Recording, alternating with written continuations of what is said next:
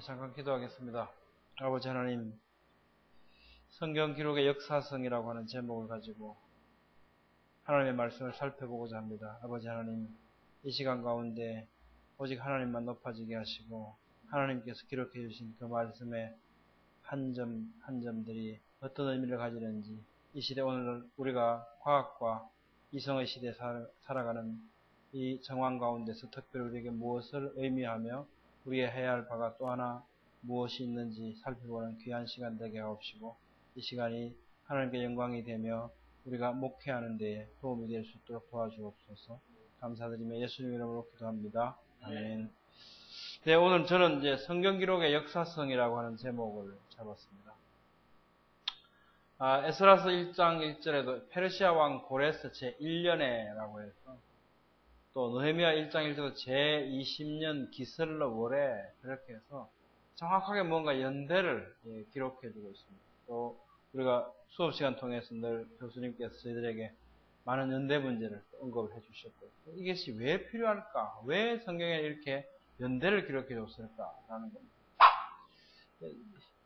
아마 이것은 성경 기록이 어떤 계시태로서의 어떤 메시지만 담아내는 교훈하기 위한 이런 기록이 아니고, 있었던 사실 그대로의 기록으로서의 역사, 히스토리로서의 역사, 이것으로서 우리에게 이건 분명한 원래 있었던 사실 그대로의 인물 우리에게 강조해 주시는 이런 문구가 아닌가, 그 의도 중에 하나가 아닌가 생각합니다. 근데 이것이 그전에는 지금보다 덜 중요했을 거라고 생각합니다. 근데 이 시대에 이것은 굉장히 중요해졌습니다. 미국에서 최근 교회를 떠난 사람들에 대해서 아메리카스 리서치 그룹이라고 하는 데서 조사 분석을 실시했습니다. 이 조사 분석은 원래 영국 교회 많은 교회들이 다 비어버렸기 때문에 미국 사람들이 자신의 교회들을 돌아보면서 이 조사를 시작했습니다. 근데 그 결과는 Already Gone이라고 하는 책 제목에서 보여주듯이 이미 젊은이들이 미국에서 다 떠나버렸다는 겁니다. 최근에 22,000명의 성인과 2,000명의 10대들을 대상으로 설문조사를 했는데, 그 중에 한 번도 교회를 나가보지 않았던 사람 19%입니다. 그건 우리하고 별로 상관이 없는 얘기고요. 일단 81%는 크리스찬들이었습니다. 그 중에 지금 20%만 남아있더라는 겁니다. 나머지 61% 어디 갔냐? 전부 20대가 되면서 교회와 멀어지게 되었다는 겁니다. 왜 하필 20대일까? 라는 겁니다. 최근 교회를 떠난, 그러면 20대들 가운데 최근 교회를 떠난 사람 1000명을 대상으로 조사를 했습니다. 그 중에 61%는 주일 예배와 주일 학교에 참석했던 청년입니다. 예배만 덤성덤성 참석한 게 아니고 주일 학교, 성경 공부까지 열심히 참석했던 청년들이죠. 그 중에 39%가 그리고 나머지 39%는 주일 예배만 참석했던 청년들입니다.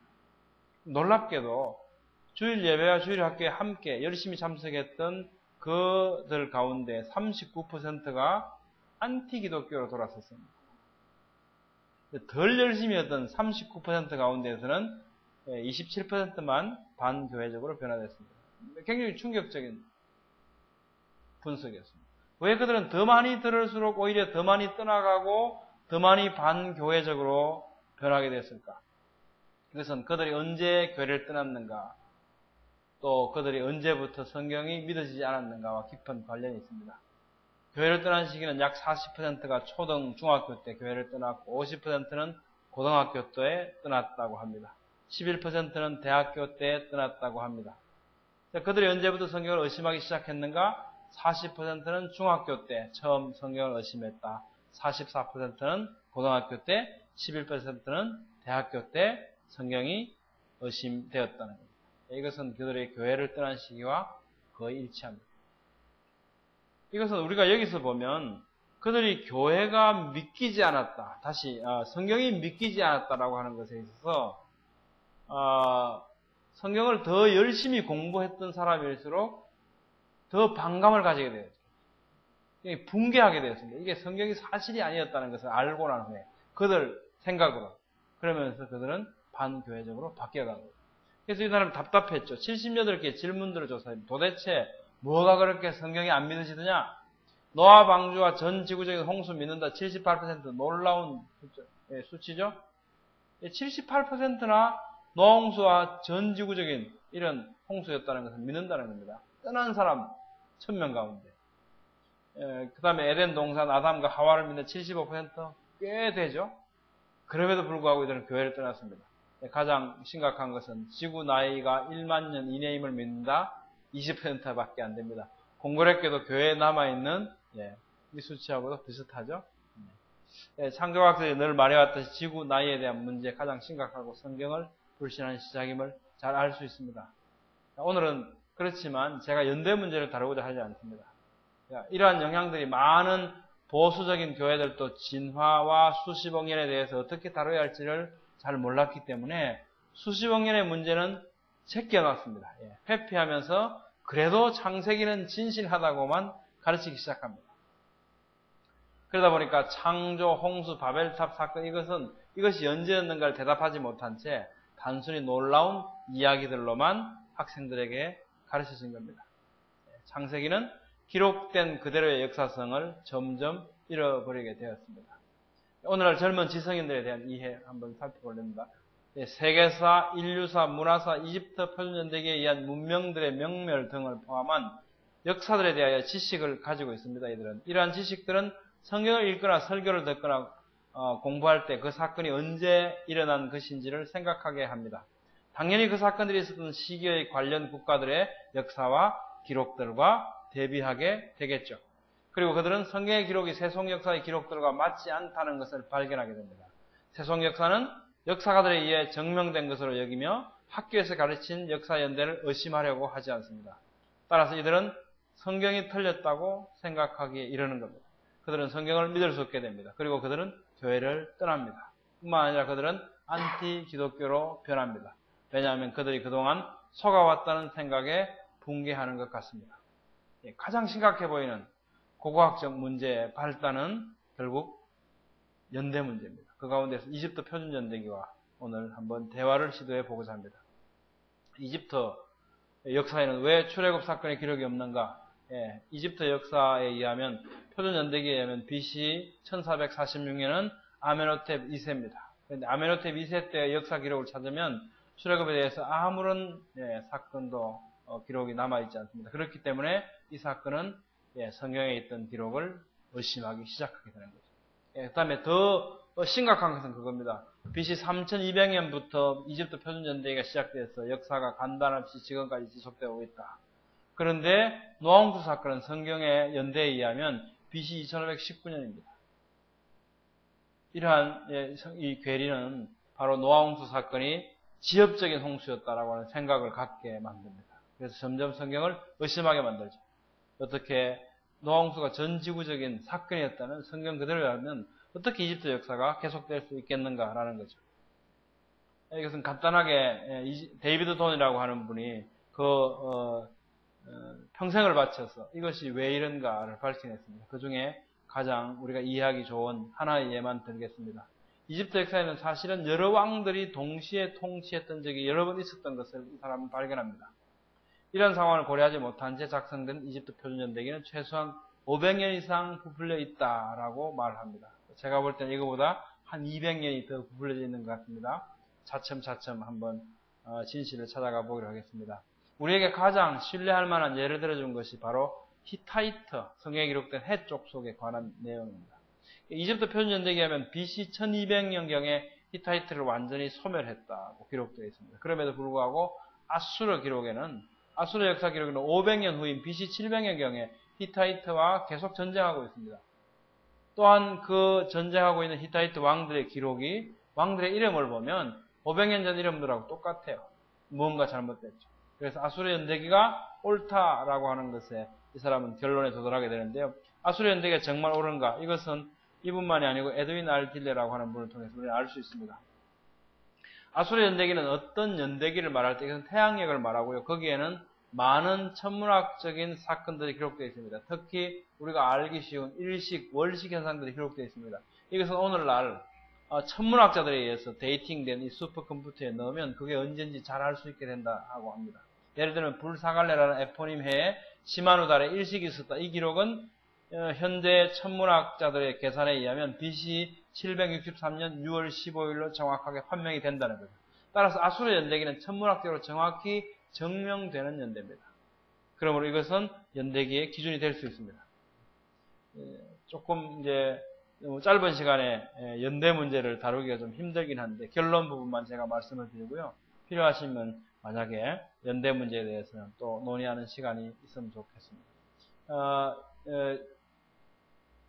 이 데이비드 돈에 의해서 개정된 바로 잡아진 연대기에 의하면 제1중간기, 제2중간기라고 하는 이런 시기는 사실은 동일한 기간이었다는 겁니다. 1중간기, 2중간기. 이것이 여호수아와 사사기 시대에 해당하고요.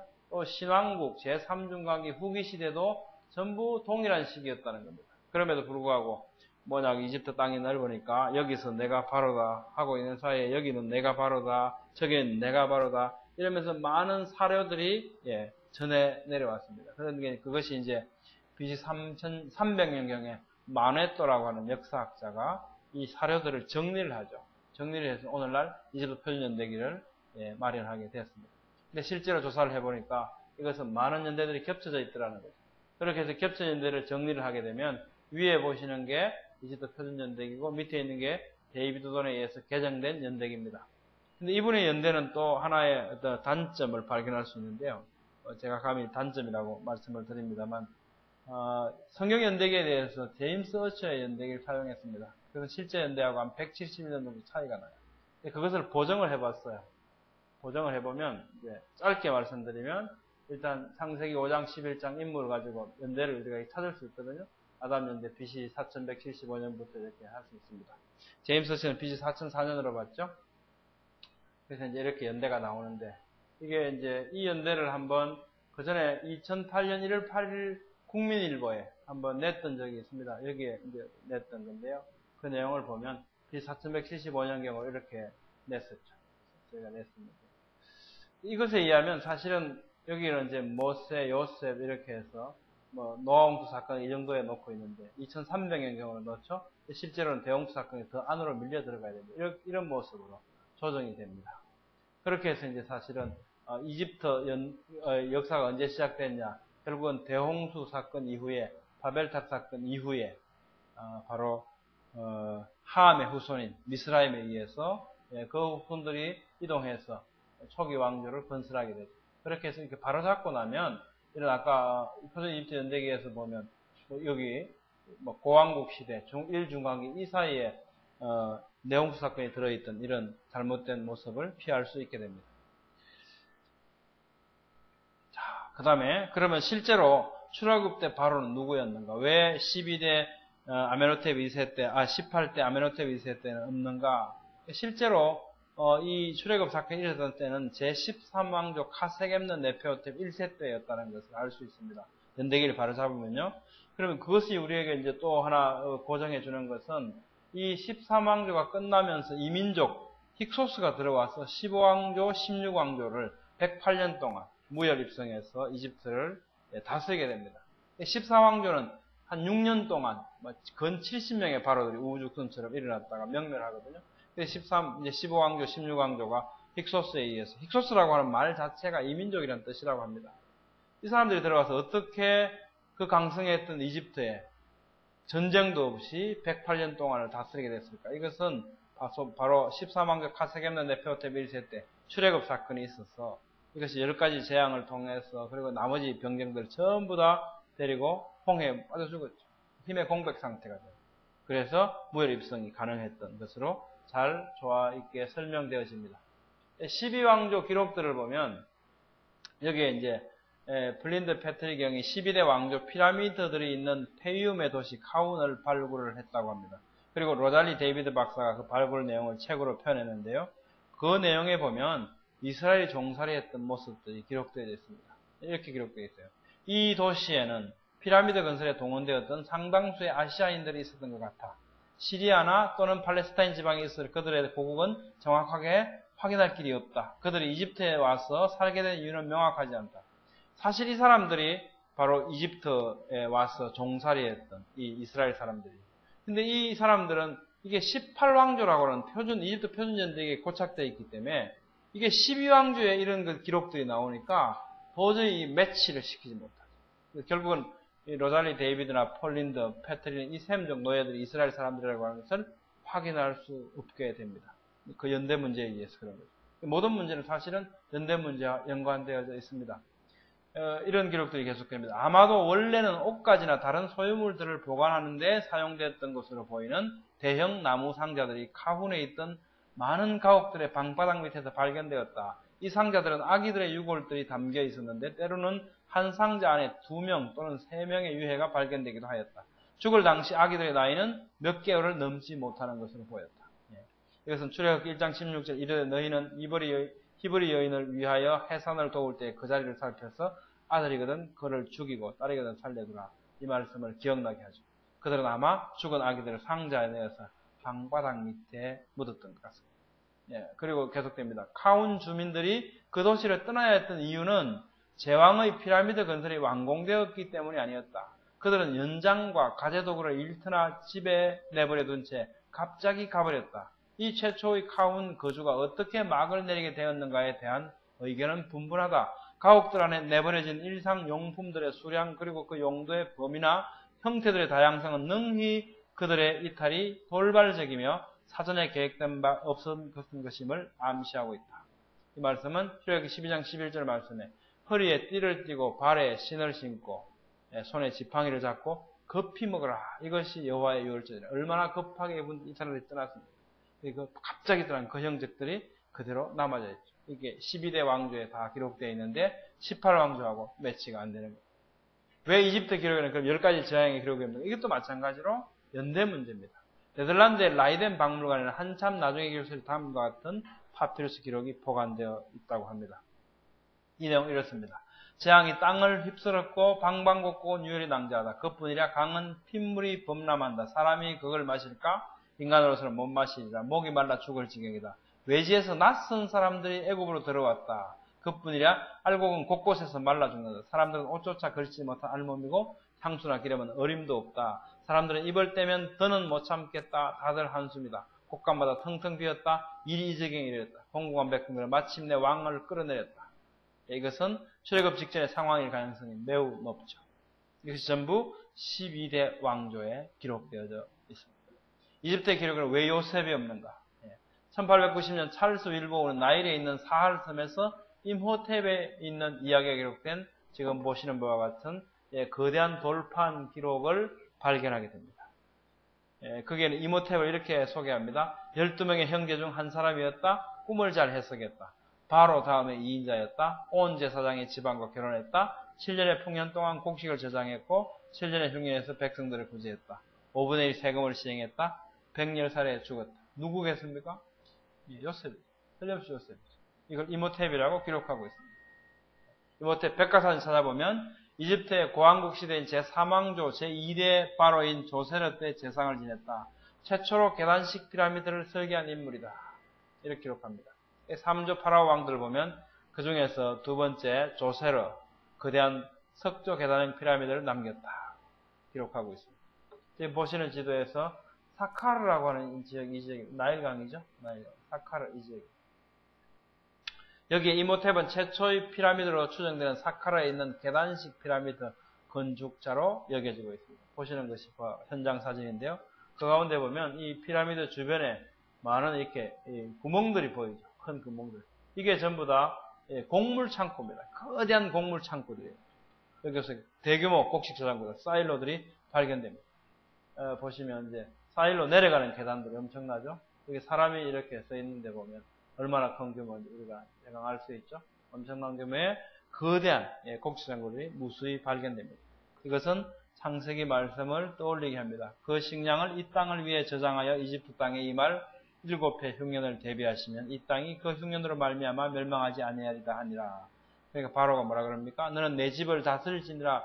내 모든 백성이 내 말에 따라 치리를 받으리니 너는 왕좌에서만 나는 왕좌에서만 너보다 높으니라 하니라. 이렇게 해서 아마 요셉은 이 사일로를 건설할 수 있었던 것 같습니다. 이것이 야곱이 제 연대 계산에 의하면 야곱이 91세 때 요셉을 태어납니다. 그때가 BC 1915년이 됩니다. 요셉은 30세 때 그 이집트에 등극을 하게 되죠. 그래서 BC 1885년이 되죠.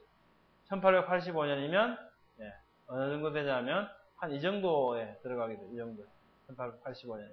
그럼 이게 고왕국, 고왕국이죠. 고왕국 아까 이모탭이 있었는데 고왕국 3왕조거든요. 거기하고 잘 조화되죠. 연대기적으로 이모탭이 요셉일 가능성이 매우 높죠. 그렇습니다. 이렇게 해서 우리가 이 연대를 잘 정리를 하게 되면 이게 많은 그 기록들을 우리 얻어낼 수 있습니다. 이것이 지금 오늘날 그전에는 뭐 필요 없었죠. 우리 할머니 할아버지들 언제 이런 거 알아서 뭐 성경 믿었습니까? 근데 지금 우리 젊은이들은 너무 많은 공부를 해요.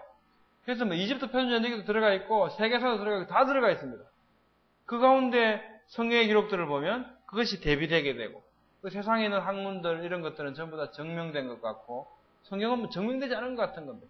그거하고 틀리니까 성경이 틀렸다라고 교회를 떠나게 되는 이런 시대에 살고 있죠. 따라서 우리는 한편 교수님께서 늘 우리에게 강조해 주셨던 연대 문제에 대해서 우리가 역사적인 사례들을 통해서 그들에게 이해시킬 필요가 있는 시대에 우리가 살고 있다고 생각됩니다. 이건 뭐 제가 한번 정리해 봤습니다. 이 자료가 혹시 여러분들께 목회하시는 데 도움이 됐으면 좋겠는데요. 우리 구약 역사서가 기록된 걸 연대별로 한번 나열해 봤습니다. BC 4175년, 이게 이제 하나님이 천지를 만드신 태초인 것 같고요. 그리고 뭐 타락 사건이 있었고, 그 다음에 노아홍수 사건이 있었고, 이 이후에 벨렉이 BC 2417년에 태어났습니다. 이 벨렉 때 바벨탑 사건이 있었죠. 이걸 이제 4대 사건이라고 말하지 않습니까? 창세기에. 갈대아우르에서 아브라함을 부르고 가라. 그래서 갑니다. 가다가 하란에서 머물러서 데라가 죽고 다시 가게 되죠. 그래서 BC 1876년에 야곱이 70명과 함께 내려갔다. 사실 70명보다 훨씬 더 되죠. 남자들과 딸 둘 쳐서 그것만 해서 70명을 맞추죠. 성경 기록은. 이것까지가 창세기 기록이죠. 430년 종살이를 하고 나서 BC 1446년에 출애굽을 하게 됩니다. 애굽에서 나오죠. 이게 출애굽 사건이에요.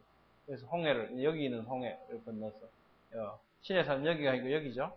나중에 또 기회가 되면 한번 말씀 나눌 수 있는 기회가 되면 좋겠습니다. 여기가 출애굽기죠. 시내산 밑에서 뭘 받습니까? 율법을 받습니다. 이게 레위기죠. 레위기. 그러고 나서 40년 동안 방황하면서 뭘 합니까? 백성의 수를 셌다. 이것이 이제 민수기죠. 백성의 수, 민수기 넘버. 그리고 나서 이제 비스가산에서 다시 한번 다짐을 받죠. 모세의 마지막 연설 뭐 이렇게 이야기도 합니다만 신명기가 기록되고요. 그 다음에 누구에게 이제 지도권이 넘어가냐면 잘 아시던 바와 같이 여호수아에게 지도권이 넘어가죠. 하울링에서.